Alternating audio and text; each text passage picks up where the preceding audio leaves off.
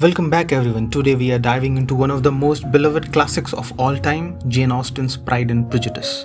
It's a story full of romance, wit, misunderstandings, and of course that famous slow burn love story between Elizabeth Bennet and Mr. Darcy.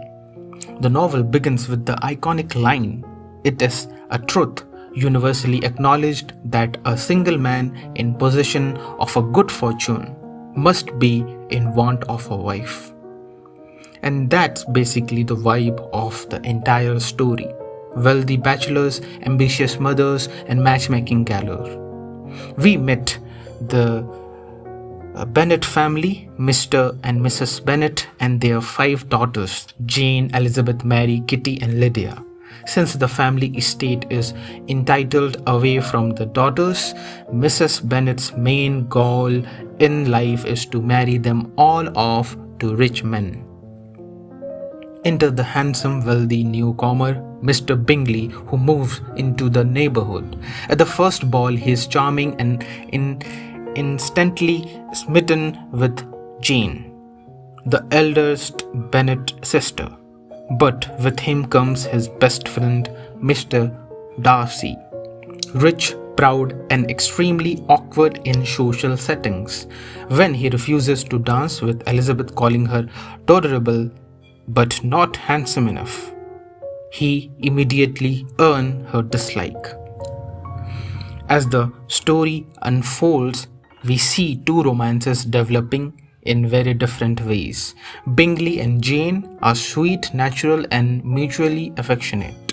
But Elizabeth and Darcy, it's all spark, pride, and prejudice. Elizabeth thinks Darcy is arrogant, while Darcy, secretly admiring her intelligence and wit, struggles with his own feelings. Adding more drama, we meet the slimy and charming Mr. Wickham, who feeds Elizabeth lies about Darcy, making her dislike him even more. Then comes the twist.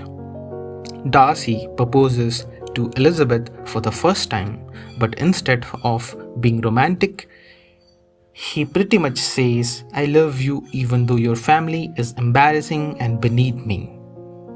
Smooth move, Darcy. Elizabeth rejects him, furiously telling him he is the last man she would ever marry. But this is where Austen flips the story. Darcy writes Elizabeth a letter explaining his side, how Wickham is actually the villain, and how he separated Jane and Bingley only because he thought Jane didn't truly care.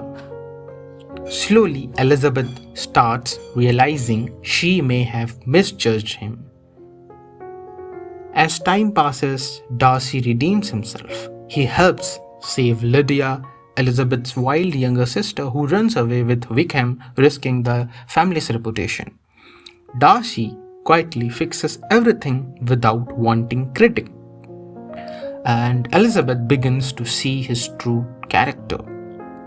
When Bingley returns and proposes to Jane, it's pure happiness.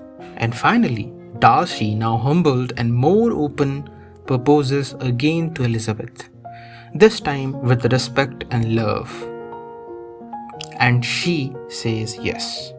The story closes with 2 marriages, Bingley and Jane, and of course Darcy and Elizabeth, the perfect balance of sweetness and passion.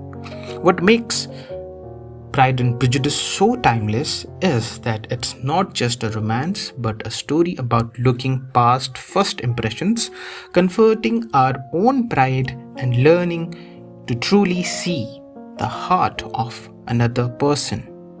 And that's the story of Pride and Prejudice, a tale filled with wit, charm, and one of the greatest love stories in literature.